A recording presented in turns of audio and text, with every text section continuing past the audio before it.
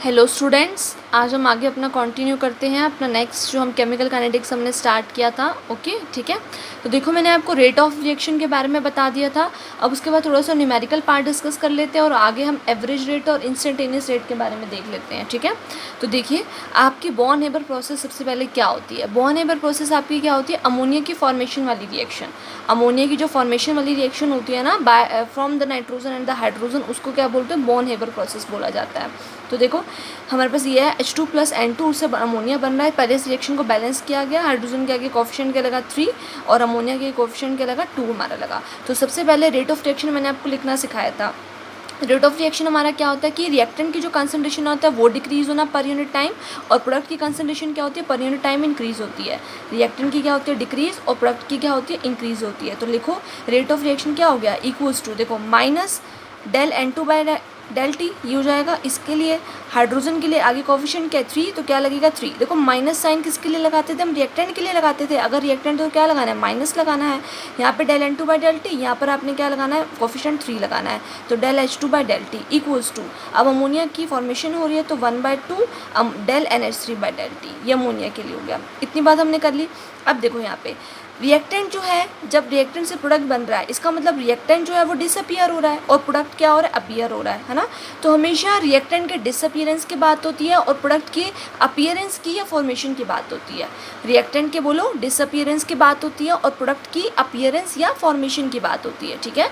सो देखिए, the rate of the disappearance of the hydrogen किसके equal होगा? Minus del H2 by del T. इसमें coefficient include नहीं करोगे, इसमें कॉफिशिएंट इंक्लूड नहीं करोगे, सिर्फ क्या लिखोगे? माइनस का मतलब, माइनस मतलब डिसअपियर हो रहा है वो, और del H2 by del T. अगर इसका रिएक्शन रेट पूछा जाए देन आप इसको कॉफिशिएंट से उसके डिवाइड करोगे। रिएक्शन रेट के अंदर आप इसको कॉफिशिएंट से डिवाइड करोगे, वैसे आप इसको कॉफिशिएंट से डिवाइड नहीं करोगे। सिंपल क्या लिखोगे? 1/3 माइनस का del H2 by del T लिखोगे। ठीक है। ऐसी rate of disappearance of N2, N2 को क्या होगा? माइनस का del N2 by del T होगा, है ना। और यहाँ पे रिएक्शन रेट हमारा क्या होगा? देखो, यहाँ पे तो कोफिशिएंट है ही नहीं। कोफिशिएंट तो कितना है? यहाँ पे 1 है। तो इसलिए जो रिएक्शन रेट है और रेट ऑफ डिसअपियरेंस सेम रहेगा, क्योंकि हमने क्या करना है? रिएक्शन रेट में कोफिशिएंट लगाने हैं, डिवाइड करना है जो भी आगे कोफिशिएंट हो, लेकिन हमने इसमें डिसअपियरेंस या अपीयरेंस के अंदर कोफिशिएंट नहीं लगाने हैं। अब rate of formation of ammonia अगर वो आपसे पूछे, अमोनिया की फॉर्मेशन क्या होगी बताओ? प्लस का प्रोडक्ट है ना ये अमोनिया, तो प्लस का del NH3 by del T. Plus ना लगाओ या लगाओ, एक ही बात होती है। ओके। और रिएक्शन रेट क्या हो जाएगा? कोफिशिएंट 2 है तो 1/2 del NH3 by del T. Clear इतनी बात? अब उसके बाद देखो, rate of disappearance of N2, rate of disappearance of N2 हमारा किसके इक्वल होगा? Rate of disappearance of N2 हम क्या लिख सकते हैं? देखो इधर देखिए, मेरी एक बात सुनिए। हमारे पास ये है अमोनिया की फॉर्मेशन वाली चीज़ है, हमारे पास क्या है? अमोनिया की फॉर्मेशन वाली चीज़ है। तो मैं अगर इसका कोफिशिएंट जो 2 है वो यहाँ दोनों जगह मल्टीप्लाई कर दूँ तो कोई दिक्कत तो नहीं है आपको, है ना। इसका कोफिशिएंट उठाया, यहाँ भी मल्टीप्लाई कर दिया, यहाँ भी मल्टीप्लाई कर दिया, मतलब ओवरऑल आप ये कह सकते हो पूरी क्वेश्चन को 2 से मल्टीप्लाई कर दो, या इसके कोफिशिएंट ये डिवाइड में इधर भी जाके मल्टीप्लाई होगा, इधर भी जाके मल्टीप्लाई होगा, क्योंकि ये क्या इक्वल के साइन में है। मतलब जो rate of appearance of ammonia है ना, ये del NH3 by del T, ये देखो, ये तो पूरा रेट ऑफ फॉर्मेशन है, रिएक्शन रेट है, और उसमें से अपीयरेंस रेट कितना है? सिर्फ ये वाला है। अगर मुझे rate of appearance of ammonia चाहिए तो वो किसके इक्वल होगा? ये 2 इधर भी मल्टीप्लाई, ये 2 इधर भी मल्टीप्लाई, मतलब 2 times of rate of disappearance of N2। ये क्या? Rate of disappearance of N2। और या क्या बोल सकती हूँ मैं? 2 इधर जाके मल्टीप्लाई किया तो 2/3 हो गया, और माइनस का del H2 by del T हमारा क्या होगा? Rate of disappearance of hydrogen. तो क्या लिख सकते हैं? 2/3 into rate of disappearance of hydrogen, ऐसे लिख सकते हो। बात समझ में आई आपको कैसे करना है? ठीक है। देखो, सिर्फ मैंने कुछ नहीं करा, मैं ये मेरे पास पूरा रिएक्शन रेट था, ये मेरे पास पूरा रिएक्शन रेट था, क्योंकि विद कोफिशिएंट था। ये क्या था? हमारा विद कोफिशिएंट था, तो ये पूरा रिएक्शन रेट था। क्लियर? तो rate of appearance of ammonia क्या होगा? ये 2 इधर भी मल्टीप्लाई होगा, ये 2 इधर भी मल्टीप्लाई होगा। अब 2 इंटू माइनस का del N2 by del T, ये क्या है मेरा? ये मेरा क्या है? Rate of disappearance of N2। तो 2 into rate of disappearance of N2, ये 2 उधर भी मल्टीप्लाई हुआ तो 2/3, और माइनस का del H2 by del T को क्या बोला? Rate of disappearance of hydrogen बोल दिया इसको। ठीक है, सिंपल है, कर लोगे इतना हो जाएगा, है ना। ओके। सो उसके आगे देखिए, अब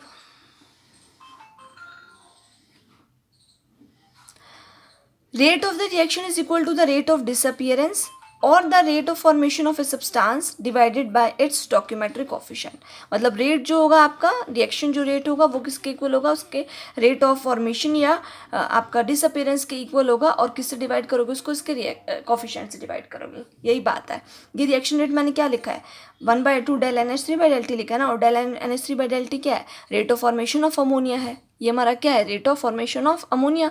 सो कोफिशिएंट्स डिवाइड होने के बाद किसके इक्वल हो गया, रेट ऑफ डिसअपियरेंस के। तो reaction rate is equal to rate of disappearance और अपीयरेंस और divided by its stoichiometric coefficient. ठीक है, प्रोडक्ट है तो यहाँ अपीयरेंस होगा, लेकिन ये देखो रिएक्टेंट है तो इसके डिसअपियरेंस के इक्वल हुआ, लेकिन यहाँ पे कोई रिएक्शन कोफिशिएंट था नहीं तो इसलिए 1 है। यहाँ पर भी rate of disappearance of hydrogen है रिएक्शन रेट, लेकिन डिवाइड किससे है, उसके कोफिशिएंट्स। यही लाइन लिखी हुई है यहाँ पे, rate of the reaction equal to the rate of disappearance और the formation of a substance in a chemical reaction divided by its stoichiometric coefficient.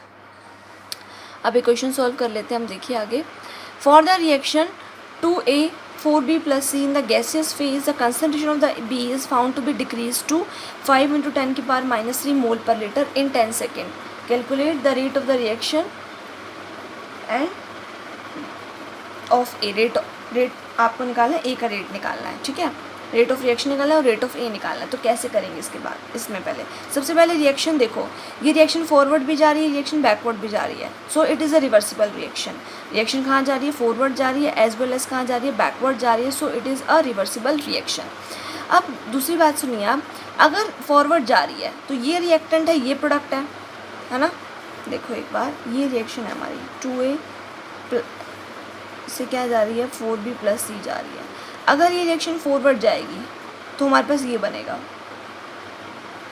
अगर ये रिएक्शन बैकवर्ड जाएगी तो हमारे पास ये बनेगा, मतलब बैक साइड प्रोड्यूस हो रही है। यस और नो, फॉरवर्ड जाएगी तो ये, अगर बैकवर्ड जाएगी तो ऐसे, है ना। तो अब देखो, उसने बोला कि जो concentration of B is found to be decrease. जब ये रिएक्शन हमारी क्या जा रही होगी, फॉरवर्ड जा रही होगी, तो ए रिएक्टेंट होगा, बी सी प्रोडक्ट होंगे। ए रिएक्टेंट होगा और बी सी क्या होंगे, प्रोडक्ट। और ए की कंसंट्रेशन क्या होगी, डिक्रीज, है ना, क्योंकि रिएक्टेंट की कंसंट्रेशन क्या होती है, डिक्रीज होती है, और प्रोडक्ट की कंसंट्रेशन क्या होती है, इंक्रीज होती है। लेकिन अगर यही रिएक्शन हमारी क्या जा रही हो, बैकवर्ड जा रही हो, 4B + C से कहाँ जा रही हो, ए की तरफ जा रही हो। अब रिएक्टेंट कौन है, बी और सी, और प्रोडक्ट क्या है, ए। रिएक्टेंट और प्रोडक्ट चेंज हो जाएंगे ना अगर रिएक्शन फॉरवर्ड या बैकवर्ड जाएगी, यस और नो, है ना। तो जब हमारी वो फॉरवर्ड जाई तो ए हमारा रिएक्टेंट था, बी और सी प्रोडक्ट थे। लेकिन जब वो बैकवर्ड गई तो बी सी रिएक्टेंट हो गए, ए हमारा प्रोडक्ट हो गया। इतनी बात आई होप इसको आपको क्लियर हो गई होगी। अब सुनो दूसरी बात, अगर हमारा ए रिएक्टेंट है तो इसकी कंसंट्रेशन कम होगी, क्योंकि रिएक्टेंट की कम होती है, और बी सी प्रोडक्ट है तो इनकी कंसंट्रेशन बढ़ेगी, है ना। लेकिन उसने क्या बोला है कि बी की कंसंट्रेशन डिक्रीज हो रही है, क्वेश्चन में ये बोला है। ठीक है, बी की कंसंट्रेशन डिक्रीज हो रही है, मतलब ए रिएक्टेंट नहीं है उस टाइम। अगर ए रिएक्टेंट होगा तभी तो कंसंट्रेशन इसके डिक्रीज होंगे ना, मतलब रिएक्टेंट कौन होगा, बी, तभी तो उसकी कंसंट्रेशन डिक्रीज हो रही है। तो रिएक्टेंट हमारा कौन सा, बी। तो आप ये बात समझना, तो इससे कंफ्यूज नहीं होना कि concentration of B is found to be decrease क्यों दे रखी है, क्योंकि बी तो आप सोचोगे प्रोडक्ट में आ रहा है और प्रोडक्ट की तो बढ़ती है, लेकिन रिएक्टेंट की कम होती है। तो ये रिएक्शन मतलब रिवर्सिबल है, फॉरवर्ड भी जा सकती है और बैकवर्ड भी जा सकती है। आई बात समझ, ठीक है। तो कितनी दी है इसने, इसकी वैल्यू आपको 5 × 10⁻³ मतलब जो आपको डेल बी दे दिया, that is del B 5 × 10⁻³ mole litre inverse, ये दे दिया आपको डेल बी। ठीक है, और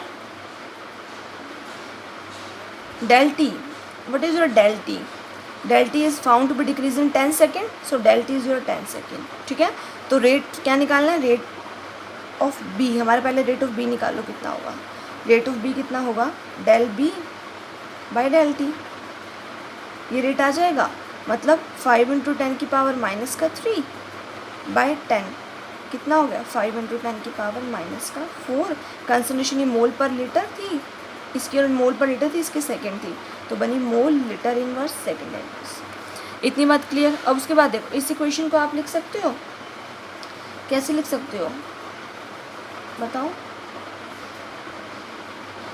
इसको हम ऐसे लिख सकते हैं, -1/2 del A by del T equal to +1/4 del B by del T equal to del C by del T. ये लिख सकते हैं ना हम, रिएक्शन रेट हमने लिख लिया। ठीक है, सो हमें क्या निकालना है, रेट ऑफ ए निकालना है। ए का रेट हमने क्या निकालना है, रेट निकालना है। तो ए का रेट हमारा किसके इक्वल होगा, ये मैंने फॉरवर्ड के अंदर लिखी है, ऐसे ही तुम किसके में लिख सकते हो, बैकवर्ड में लिख सकते हो, ऐसे तुम किस में लिख सकते हो, बैकवर्ड में भी लिख सकते हो। तो रेट ऑफ ए क्या होगा, ये 2 उधर जाके क्या कर दो, मल्टीप्लाई कर दो इधर, आपको बी का पता चल गया ना, रेट ऑफ बी आपको पता चल गया है, रेट ऑफ ए निकालना है, तो ये 2 उधर जाके क्या हो जाएगा, मल्टीप्लाई में हो जाएगा, है ना, ये 2 उधर जाके हमारा क्या हो जाएगा, मल्टीप्लाई में। ठीक है, तो इससे पहले एक बार क्या करो, आप ये लिख लो, आप ये फॉरवर्ड के लिए लिखा है ना मैंने ये, आप एक बार बैकवर्ड, इस बैकवर्ड के लिए भी लिख लो, क्या बनेगा, ये रिएक्टेंट अब ये प्रोडक्ट है, माइनस का 1/4 del B by del T equal to minus का del C by del T equals to plus का 1/2 del A by del T. निकालना है ए का निकालना है, मेरे पास ये del B by del T term आ चुकी है, इन दो को कंपेयर कर लो, यहाँ से क्या कर लो, इन दो को कंपेयर कर लो, तुम्हारे पास del B by del T आ चुका है ना, minus is just for disappearance, कि बी डिसअपियर हो रहा है, उसकी कंसेंट्रेशन डिक्रीज हो रही है। देखो माइनस का मतलब रेट कभी नेगेटिव नहीं होगा, माइनस का मतलब सिर्फ यही है कि वो डिक्रीज हो रहा है या इंक्रीज हो रहा है, तो ये माइनस तो समझो डिक्रीज हो रहा है, ठीक है। तो रेट ऑफ ये del B by del T मैंने निकाल लिया है, मुझे चाहिए क्या, del A by del T चाहिए, तो ये 2 बस इधर जाके क्या कर दूँ, इसको दोनों को कंपेयर कर दूँ, ये 2 उधर जाके मल्टीप्लाई में हो जाएगा, मतलब मेरा रेट ऑफ ए कितना आ जाएगा, कितना आएगा बताओ, माइनस का मतलब है डिसअपियरेंस, तो मैं सिर्फ क्या लिख रही हूँ, 2/4 del B by del T लिख रही हूँ, माइनस का मतलब था कि डिसअपियरेंस ऑफ बी, ठीक है, इतनी बात समझना। तो 2/4 क्या हो जाएगा मेरा, 1/2 हो जाएगा, तो कितना हो गया, 1/2 मल्टीप्लाई किससे हो रहा है, 5 × 10 की पावर -4 से, ये कितना आ जाएगा, 2.5 × 10 की पावर -4 मोल लीटर इनवर्स सेकेंड इनवर्स, ये आ जाएगा, ठीक है। अब वो तुमसे ये कह दे कि रेट ऑफ सी निकालो, तो कैसे निकालते, रेट ऑफ सी, ठीक है, रेट ऑफ सी कैसे निकालेंगे, बताइए मेरे को जल्दी, रेट ऑफ सी आप कैसे निकालेंगे। हाँ जी, रेट ऑफ सी देखो, इन दोनों को कंपेयर कर दो आप, रेट ऑफ सी के लिए इन दोनों को कंपेयर कर दो, है ना, इन दोनों को अगर कंपेयर करोगे तो रेट ऑफ ये जो सी है वो किसके इक्वल आ रहा है, 1/2 del A by del T के इक्वल नहीं हो रहा, तो del A by del T आपने निकाल लिया, कितना ये निकाला 2.5 × 10 की पावर -4, तो 1/2 इंटू क्या करो 2.5 × 10 की पावर -4 कर दो, ये आ जाएगा 1.25 × 10 की पावर -4। यहाँ पे कहीं भी मैंने नेगेटिव चीज़ नहीं लगाई है, नेगेटिव का मतलब इतना ध्यान रखना कि डिसअपियरेंस और अपीयरेंस से ही होता है, नेगेटिव मतलब डिसअपियरेंस, ये दोनों डिसअपियर हो रहे हैं बी और सी, और पॉजिटिव मतलब ये अपीयर हो रहा है, ठीक है। तो नेगेटिव का मतलब सिर्फ यही होता है, इसलिए मैंने नेगेटिव यहाँ पे नहीं लगाया है। क्लियर आपको इतनी बात, ठीक है, कर लोगे इतना क्वेश्चन, ठीक है। उसके बाद देखा था क्वेश्चन हम और देख लेंगे। देखो, the reaction rate does not remain same through out, reaction rate है वो कभी भी सेम नहीं रहता through out, initially it is very fast and slows down with the passage of time. सबसे पहले तो वो बहुत ज़्यादा फास्ट होता है, लेकिन उसके बाद जैसे टाइम बीतता जाता है तो वो हमारा क्या होता है, स्लोज डाउन हो जाता है। तो reaction rate does not remain same through out, initially it is very fast and slows down with the passage of time. Clear आपको इतनी बात, ठीक है। अब उसके बाद आगे हम कर लेते हैं, नेक्स्ट क्वेश्चन की तरफ प्रोसीड कर लेते हैं। हाँ जी, तो देखिए हमारा नेक्स्ट क्वेश्चन क्या है, express the rate of the following reaction in terms of the different reactant in the product and you are given this equation. सबसे पहले जो इक्वेशन दी हुई है उसी से स्टार्ट करो, ठीक है। इसका सबसे पहले रेट लिखो, क्या बनेगा, माइनस का 1/4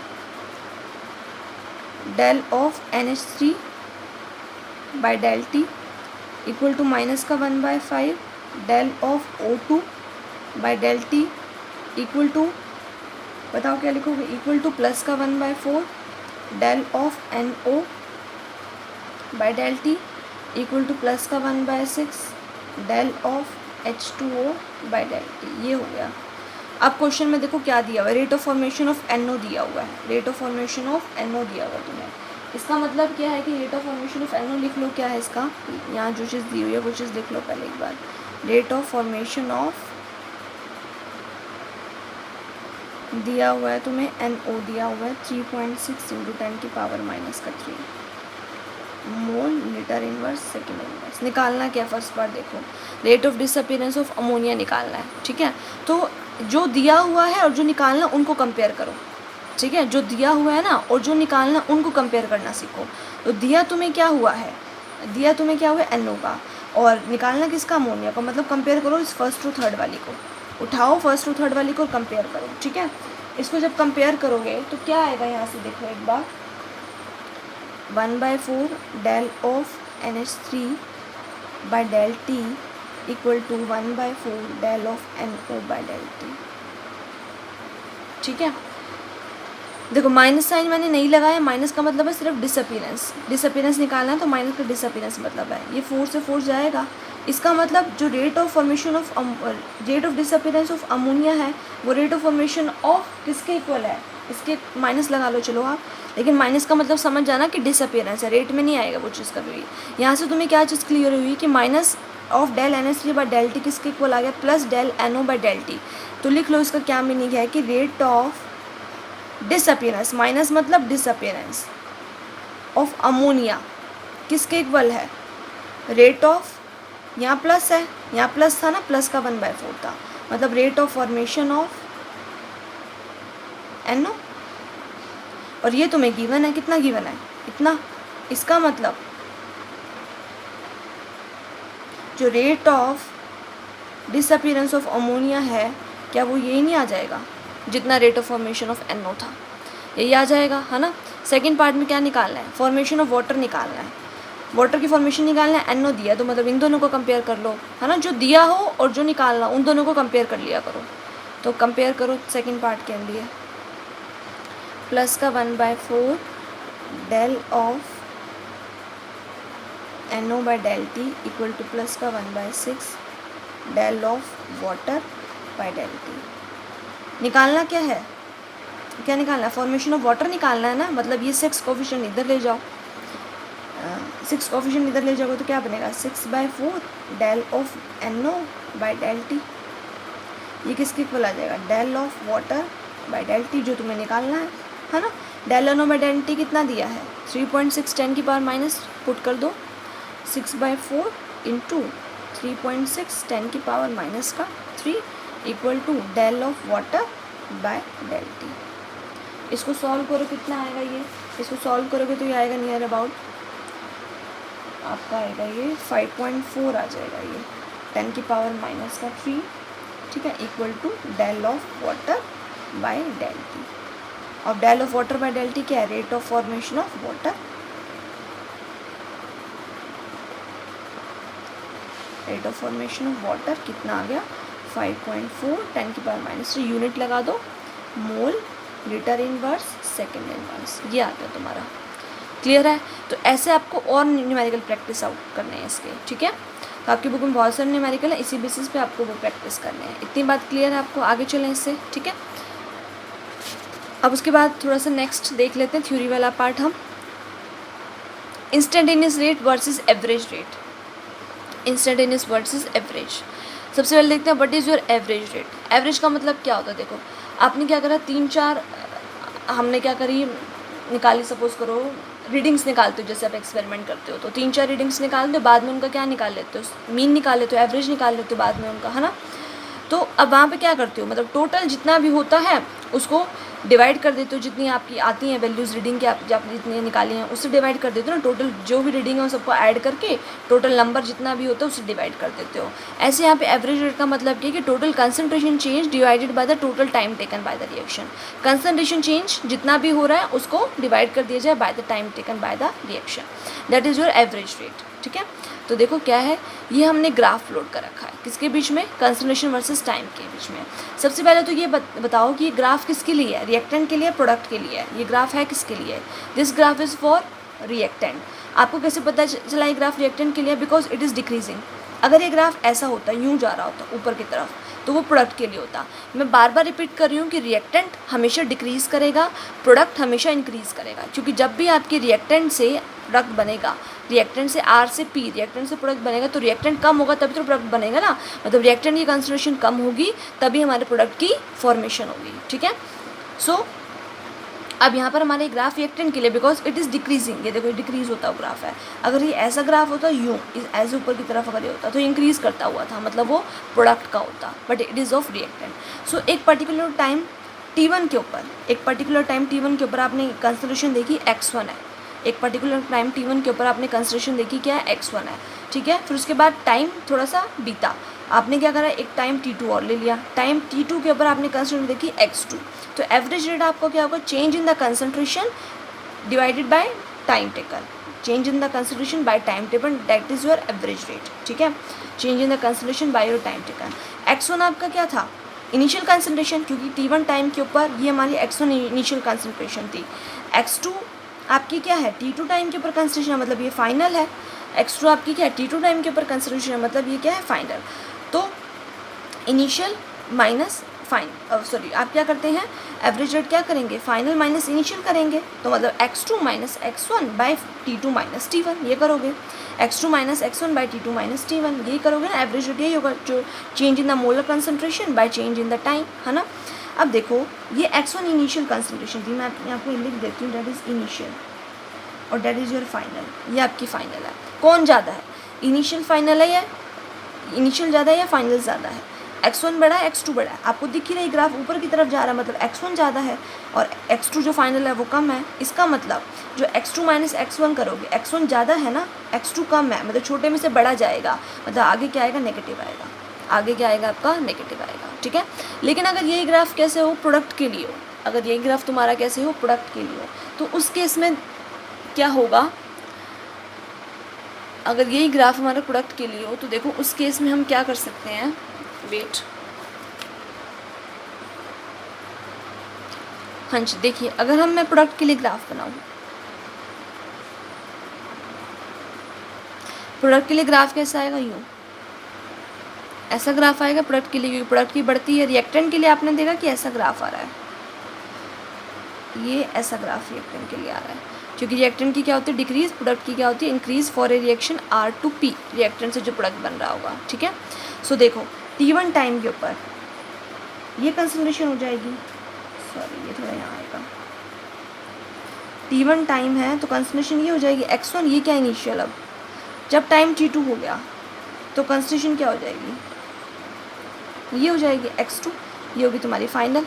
अब तुम्हारे को क्या करना है, ये चेंज कंसंट्रेशन में कितना चेंज है, by your this your time taken, है ना।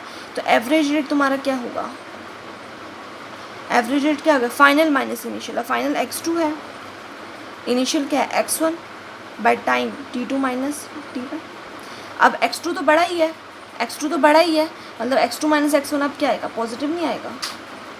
लेकिन यहाँ पे क्या हो रहा था, ये टाइम आपका क्या है, ये टाइम आपका T1 है, इस पे कंसंट्रेशन ये होगी x1, है ना। ये आपका टाइम हो गया T2, इस पे कंसंट्रेशन ये होगी x1, ये होगी x2।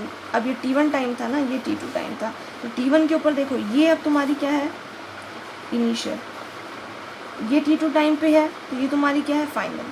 तो उस टाइम जब तुम कर रहे थे तो तुम क्या कर रहे थे, रेट उस टाइम क्या था तुम्हारा, average rate, final minus initial, मतलब का देखो चेंज देखना ना, ये चेंज तुमने देखना है, क्या देखना उस टाइम भी यही चेंज देखना है। ये चेंज क्या होगा, मतलब x2 माइनस x1, ठीक है, मतलब T2 bye minus T1, change उस टाइम भी यही होगा। लेकिन वहाँ पे दिक्कत क्या हो रही थी कि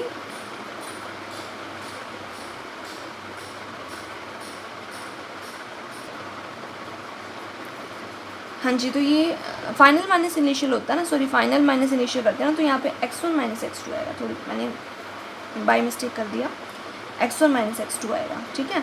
सो देखो x2 बड़ा है, अब x2 ऊपर की तरफ है, x2 बड़ा है, x1 छोटा है, तो मतलब छोटे में से बड़ा जाएगा, तो उस टाइम ये रेट कैसा आएगा, नेगेटिव आएगा, उस टाइम ये कैसा आएगा, नेगेटिव। यहाँ पे तुम देख रहे थे यही x2 था, यही बड़ी चीज़ थी और यही फाइनल थी, ठीक है। लेकिन ये जो हमारे x2 ये यहाँ पे इनिशियल है, ये यहाँ पे क्या इनिशियल, तो इसलिए नेगेटिव आएगा। तो एवरेज रेट हम क्या लिख सकते हैं, positive negative del X by del T, positive negative del X by del T. जब रिएक्टेंट होगा तो ये नेगेटिव होगा, जब प्रोडक्ट होगा तो ये क्या होगा, पॉजिटिव होगा। रिएक्टेंट के लिए नेगेटिव होगा, प्रोडक्ट के लिए क्या होगा, पॉजिटिव। तो एवरेज रेट को कैसे बता सकते हो, plus minus del X by del T बता सकते हो। आई बात समझ, ठीक है। अब उसके बाद देखो सेकेंड रेट हमारा कौन सा है, इंस्टेंटेनियस रेट। अब देखो हर जगह जो एवरेज रेट लगाना है वो पॉसिबल नहीं है, क्योंकि हमारे को ये क्या देता है, एक तरह से करेक्ट वैल्यू नहीं देता। एवरेज रेट जो है हमारे को एक तरह से करेक्ट वैल्यू नहीं देता है। नॉट गुड मेथड होता है हमारा एवरेज रेट वाला निकालना हमेशा, ठीक है। सो इंस्टेंटेनियस मेथड जो होता है हमारा, इंस्टेंटेनियस रिएक्शन रेट जो निकालते हैं वो गुड मेथड होता है हमारा, ठीक है। The rate of the reaction at any instant, आपको मैं बता दूँ इतने टाइम पर मुझे बताओ रेट कितना है, मतलब एक पर्टिकुलर इंस्टेंट बता दिया, तुमने वेट नहीं किया, 15 मिनट रिएक्शन प्रोसीड हो गई, उसके बाद मैं कहूँ चलो रिएक्शन प्रोसीड हो गया, एवरेज रेट निकालो, मतलब 15 मिनट तुम पहले वेट करते रहोगे उसके बाद रेट बताओगे? नो, तुम क्या करो, मुझे इंस्टेंटेनियस बताओ, इतने टाइम पे बताओ कितना रेट है, मतलब एक पर्टिकुलर टाइम दे दिए तुम्हें मैंने, बताओ कितना रेट है, ठीक है। तो उस टाइम जो रेट होगा उसको क्या बोलते हैं, इंस्टेंटेनियस रेट बोलते हैं। एक पर्टिकुलर टाइम के ऊपर जो रेट को बात करते हैं उसको क्या करते हैं, instantaneous. So the rate of the reaction at any instant of time, एक पर्टिकुलर इंस्टेंट के ऊपर जो हम बात करते हैं वो हमारा क्या होता है, इंस्टेंटेनियस रेट होता है। It is a good method, ये गुड मैथड होता है as it gives the exact information, ये एग्जैक्ट इन्फॉर्मेशन देता है एट एनी इंस्टेंट, ठीक है। सो देखो it may also be defined as the average rate reaction rate as a smallest interval of the time. देखो अब मेरी यहाँ पर बात सुनो ध्यान से, ये पर्टिकुलर टाइम टी मैंने ले लिया, इसके ऊपर मैंने बताओ मुझे रेट बताओ, मुझे कोई T1 T2 दो टाइम नहीं है, दो टाइम नहीं लिए मैंने कोई भी T1 T2, अब तक मैं कह रही थी दो टाइम की बात करी थी, T1 T2 की बात करी थी, बात करी थी ना, यस सुनो, देखो कंपेयर करो ये वाले ग्राफ्स और इसको इस ग्राफ से, ये इंस्टेंटेनियस वाला है, ये तुम्हारा एवरेज वाला था, इस पर मैं दो टाइम की बात करी थी, देखो T1 ले रही थी, T2 ले रही थी, है ना, और उसके कॉरस्पॉन्डिंग कंसंट्रेशन देख रही थी मैं, x2 या x1 जो भी होगी। लेकिन यहाँ पर मैं एक पर्टिकुलर टाइम तुम्हें कह दी, ये वाला टाइम है, ये जो देखो सर्कल दिख रहा है आपको, ये वाला टाइम है, इस टाइम के ऊपर बता दो रेट कितना है। क्या है, मैंने टाइम का डिफरेंस लिया, कोई भी टाइम का डिफरेंस लिया, कोई भी टाइम का डिफरेंस नहीं है, इसका मतलब वहाँ पर डेल्टा टी क्या है, जीरो नहीं है, यहाँ पे कोई टाइम का डिफरेंस नहीं है, एक ही टाइम है यहाँ पे, ठीक है। टाइम का डिफरेंस तो तब होगा ना जब तुम्हारे पास कितने टाइम होंगे, दो टाइम होंगे, है ना। लेकिन यहाँ पर एक ही पर्टिकुलर टाइम के ऊपर तुम्हें मैं कह रही हूँ रेट बता दो मुझे कितना है, एक ही पर्टिकुलर टाइम के ऊपर कह रही हूँ रेट बता दो। तो यहाँ पे कोई टाइम का तुम्हारा इंटरवल नहीं है, इसका मतलब डेल्टी यहाँ पर क्या हो जाता है, जीरो को अप्रोच कर देता है, डेल्टी किसको अप्रोच कर जाएगा, जीरो को अप्रोच कर जाएगा। तो यहाँ पे हम रेट को कैसे बताते हैं, देखो यहाँ पे हम रेट को इंस्टेंटेनियस रेट के अंदर हम रेट को कैसे बताते हैं, बाय, ये मेरा पर्टिकुलर टाइम टी है, इसको मैंने इसके ऊपर मुझे क्या चाहिए, रेट बताना है। तो ये मेरी कर्व है, ये रिएक्टेंट के लिए ग्राफ है, ये मेरी कर्व है, तो इसके ऊपर क्या ड्रॉ कर दो, टेंजेंट ड्रॉ कर दो, ये मैंने टेंजेंट ड्रॉ कर रखी है, इसके ऊपर क्या ड्रॉ कर दो, टेंजेंट ड्रॉ कर दो। अब ये टेंजेंट को तुम क्या कर सकते हो, एक्स्ट्रा पॉलिट कर सकते हो, मतलब इसको यहाँ पे इधर कंसंट्रेशन एक्सेस से मिला दो, इसको यहाँ पर ये टाइम एक्सेस से मिला दो, ठीक है। तो इसको अगर तुम जहाँ भी कंसंट्रेशन एक्सेस पर जाके मिलेगी वहाँ पर तुम्हें क्या मिल जाएगा, कंसंट्रेशन मिल जाएगी। एक पर्टिकुलर टाइम पर तुम्हें क्या चाहिए, रेट चाहिए एक पर्टिकुलर टाइम पे, तो क्या करो, टेंजेंट ड्रॉ करो सबसे पहले, फिर टेंजेंट के कॉरस्पॉन्डिंग उस लाइन को, टेंजेंट वाली लाइन को एक्स्ट्रापोलेट करो। ये कहाँ मिलेगी, वाई एक्सिस पे जाके देखो कहाँ मिलेगी ये वाली लाइन, तो ये वाई एक्सिस पे आके सपोज यहाँ पे मिल रही है, ये लाइन एक्स्ट्रापोलेट करे तो वाई एक्सिस पे यहाँ पे मिल रही है, इसका मतलब ये तुम्हारी कंसंट्रेशन होगी, ठीक है, ये तुम्हारी क्या होगी, हमारी कंसंट्रेशन होगी। या तुम क्या कर सकते हो, ये तुम्हारा क्या है, टेंजेंट तुमने ड्रॉ करी, उसके कॉरस्पॉन्डिंग तुम क्या कर सकते हो, एक ट्रायंगल बना सकते हो। क्या बना सकते हो, एक तरह से एक ट्रायंगल बना सकते हो। ये जो बीच का एंगल होगा, ये एंगल क्या होगा तुम्हारा, थीटा, ये एंगल तुम्हारा कौन सा होगा, थीटा एंगल होगा, ठीक है। तो थीटा उस टाइम तुम्हारा क्या होगा, जो यहाँ पर तुम्हारा क्या होगा, थीटा होगा। यहाँ से तुम कैसे बता सकते हो, तुम अपना इंस्टेंटेनियस रेट कैसे बता सकते हो, Y axis by X axis, है ना, मतलब कंसंट्रेशन का कितना चेंज हो रहा है और बाय टाइम का जो चेंज हो रहा है ना, कंसंट्रेशन का जितना चेंज हो रहा है, टाइम का जितना चेंज हो रहा है, ऐसे बता सकते हो ना। एक पर्टिकुलर टाइम ले लिया तो उसके ऊपर क्या कर दी, टेंजेंट यहाँ पे ड्रॉ कर दी तुमने, उसके बाद ये ट्रायंगल की फॉर्म में हमने क्या करा, ट्रायंगल यहाँ पे क्यों एक तरह से बना रहे हैं, स्लोप ऑफ द ग्राफ निकालने के लिए, ग्राफ के स्लोप से। देखो कभी भी जो हमारी टेंजेंट होती है, कर्व होती है, उसके ऊपर जो टेंजेंट ड्रॉ करी जाती है, तो वहाँ से हमें किसी चीज़ की वैल्यू बतानी होती है, तो हम किससे बताते हैं, स्लोप ऑफ द ग्राफ से बताते हैं। किससे बताते हैं, ग्राफ के स्लोप से। जैसे तुम क्या देखते थे, वी और आई का तुम ग्राफ ड्रॉ करते थे, क्या करते थे तुम, वी और आई का ग्राफ ड्रॉ करते थे, तो तुम्हारा यहाँ पर क्या आता था, ये स्ट्रेट लाइन ग्राफ आ जाता था, ठीक है। तो यहाँ से स्लोप ऑफ द ग्राफ तुम्हें क्या बता देता था, ग्राफ का स्लोप तुम्हें क्या बताता था, रेजिस्टेंस नहीं बताता था, स्लोप ऑफ द ग्राफ तुम्हें यहाँ पे क्या बताता था, रेजिस्टेंस बताता था। रेजिस्टेंस क्या लिखते थे तुम, वी बाई आई, और स्लोप ऑफ द ग्राफ हमारा क्या, स्लोप मतलब क्या होता है, वाई बाई एक्स, वाई मतलब क्या वी और एक्स मतलब क्या आई, तो वी बाई आई तुम्हारा क्या हो जाता था, आर, आर मतलब रेजिस्टेंस, तो वो भी तुम्हारा क्या होता था, स्लोप ऑफ द ग्राफ ही तो होता था वहाँ पे भी। ऐसे यहाँ पर भी तुम्हारी एक टेंजेंट एक तरह से ड्रॉ हो गई है, तो यहाँ से तुम्हें क्या बताना, स्लोप ऑफ द ग्राफ। और जनरली जो graph slope of the graph होता है, ये हमारा ऐसा है, ये हमारी डिक्रीज हो रही है, ये हमने यहाँ पर टेंजेंट ड्रॉ कर ली है, और एक पर्टिकुलर एंगल थीटा को चेक आउट करने के लिए ये हमारा एक पर्टिकुलर एंगल क्या हो गया, हमारा थीटा हो गया। तो इस ग्राफ का जो स्लोप होगा, स्लोप ऑफ द ग्राफ जो होगा वो किसके इक्वल होगा, tan theta. Slope of the graph हमेशा क्या होगा यहाँ पे, टेन थीटा। टेन थीटा क्यों होगा, देखो ये स्लोप ऑफ द ग्राफ जो आपकी ये क्या होगा, ये कंसंट्रेशन होगा। ये पैरेलल किसके, ये लाइन किसके पैरेलल है, कंसंट्रेशन के। ये लाइन किसके पैरेलल है, टाइम एक्सिस के। ये लाइन कंसंट्रेशन के पैरेलल है, ये लाइन किसके पैरेलल है, टाइम एक्सिस के पैरेलल है। मतलब इसका मतलब यहाँ पर हमारा क्या होगा, जो इंस्टेंटेनियस रेट होगा वो किसके इक्वल होगा, इंस्टेंटेनियस रेट यहाँ पर तुम्हारा किसके इक्वल होगा, कंसंट्रेशन बाय टाइम। ये कंसंट्रेशन बाय ये वाले टाइम तुम्हारा है ना, ये कंसंट्रेशन और ये वाला टाइम। तो मतलब मान लो इसको अपना dx क्या मानोगे इसको, आप dx बाई dt ले लो। ठीक है, अब तक हम क्या बोल रहे थे, देखो del X by del T बोल रहे थे। अब तक हम क्या बोल रहे थे, del X by del T बोल रहे थे। ठीक है, देखो जब अभी मैंने आपको क्या बताया कि यहाँ पर है एक ही हम इंस्टेंट के ऊपर बता रहे हैं, मतलब टाइम इंटरवल नहीं है यहाँ पे, डेल टी नहीं है। हम क्या बता रहे हैं, एक ही टाइम इंटरवल के ऊपर बता रहे हैं। ठीक है, कि इस टाइम के ऊपर मुझे बता दो कितना रेट है, इस टाइम के ऊपर बता दो कितना रेट है। मतलब del T approaches to zero, del T approaches to zero. तो जब भी डेल टी जीरो को अप्रोच कर जाता है ना, तो ये जो डेल है वो किस में चेंज होता है, डी में। ये डेल किस में चेंज हो जाता है, डी में चेंज हो जाता है। ये डेल होता है फॉर लार्ज चेंज, ये डी होता है फॉर स्मॉल चेंज। ये डी किसके लिए होता है, तुम्हारा स्मॉल चेंज के लिए होता है। ये डेल क्या होता है, तुम्हारा लार्ज चेंज के लिए होता है। तो यहाँ पर इंस्टेंटेनियस रेट के अंदर जो डेल टी है ना, वो जीरो को अप्रोच कर जाता है। इसका मतलब del X by del T changes to D X by D T.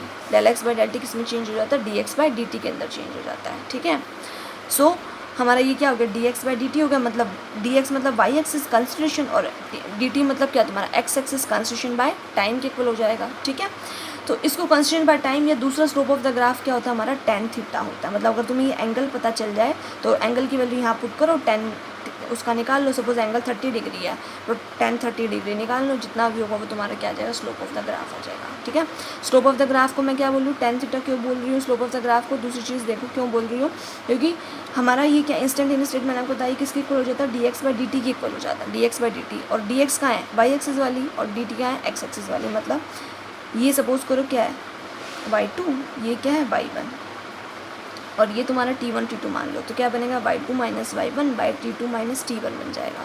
ठीक है, y2 minus y1 t2 minus t1। अब देखो उसके बाद ये हमारा ये कंसंट्रेशन बाय टाइम हो गया। अब दूसरी अगर मैं एंगल की फॉर्म में बोलूँ, ये तुम्हारा एंगल थीटा है, ये परपेंडिकुलर है, ये तुम्हारा क्या है, बेस, परपेंडिकुलर बाय बेस। तो ये हमारा वाई वाली टर्म किसके ऊपर है, परपेंडिकुलर के ऊपर है। बी वाली टर्म जो टाइम वाली है वो किसके ऊपर है, बेस के ऊपर है। वाई वाली परपेंडिकुलर के ऊपर है, और जो हमारी टाइम वाली है वो बेस है, हमारी बेस है। ठीक है ना, तो पी बाई भी तुम्हारा क्या बनेगा, टेन थीटा ही तो होता है। पी बाई भी तुम्हारा क्या होता है, टेन थीटा ही होता है। ठीक है, तो ये एक तरह से क्या बना, परपेंडिकुलर बाय बेस बन रहा है, इसलिए हम क्या बोल रहे हैं, इसको टेन थीटा बोल रहे हैं इसको। इसलिए स्लोप ऑफ द ग्राफ क्या होता है, टेन थीटा होता है। क्या होता है हमारा, टेन थीटा। आई बात आपको समझ। ठीक है, तो कुछ नहीं, बस आपको इतना ध्यान रखना है, आपका इंस्टेंटेनियस रेट जो होता है वो किसके इक्वल हो जाएगा, माइनस का D X by D T हो जाएगा। डी मैंने आपको बता दिया किसके इक्वल, डी कब होगा, जब आपका यहाँ पे डेल टी है वो किसको अप्रोच कर जाएगा, जीरो को अप्रोच कर जाएगा। तो जो डेल वाली टर्म है किस में चेंज हो जाती है, डी में चेंज हो जाती है। ठीक है, so average rate reaction rate at the smallest interval of time. Smallest interval of time हमारा क्या है, डी टी। मतलब यहाँ पर एक पर्टिकुलर टाइम के ऊपर बता रहे हैं, when delta T approaches to zero, जब आपका डेल्टा टी जीरो का अप्रोच कर जाएगा। और दूसरा हम इंस्टेंटेनियस रेट क्या बता सकते हैं, स्लोप ऑफ द ग्राफ, मतलब टेन थीटा, क्योंकि दिस बाय दिस बताएंगे हम, दिस बाय दिस, और ये परपेंडिकुलर है, ये हमारा बेस है, तो पी बाई बी क्या बन जाएगा, टेन थीटा। ठीक है, instantaneous rate can be found from the slope of the tangent. Tangent की स्लोप से आप निकाल सकते हो टू द कर्व। वो आपने टेंजेंट कहाँ डाली, टू द कर्व डाली है। ऑब्टेन बाय प्लॉटिंग द, और ये कैसी बनी है आपकी, कंसंट्रेशन ऑफ द रिएक्टेंट को प्लॉट करा आपने, टाइम के साथ प्लॉट किया, कंसंट्रेशन को टाइम के साथ प्लॉट किया, उसके बाद आपने इंस्टेंटेनियस रेट को कैलकुलेट करा। मतलब एक पर्टिकुलर टाइम पे, इस पर्टिकुलर टाइम पे हमने क्या निकाल लिया, यहाँ पर क्या निकाल लिया हमने, यहाँ पर इंस्टेंटेनियस रेट निकाले। जनरली आप टेन थीटा की हेल्प से निकाल सकते हो। ठीक है, टेन थीटा की हेल्प से आप कैलकुलेट आउट इसको कर सकते हो, एक पर्टिकुलर टाइम के ऊपर क्या आपका रेट होगा। तो that is your instantaneous rate.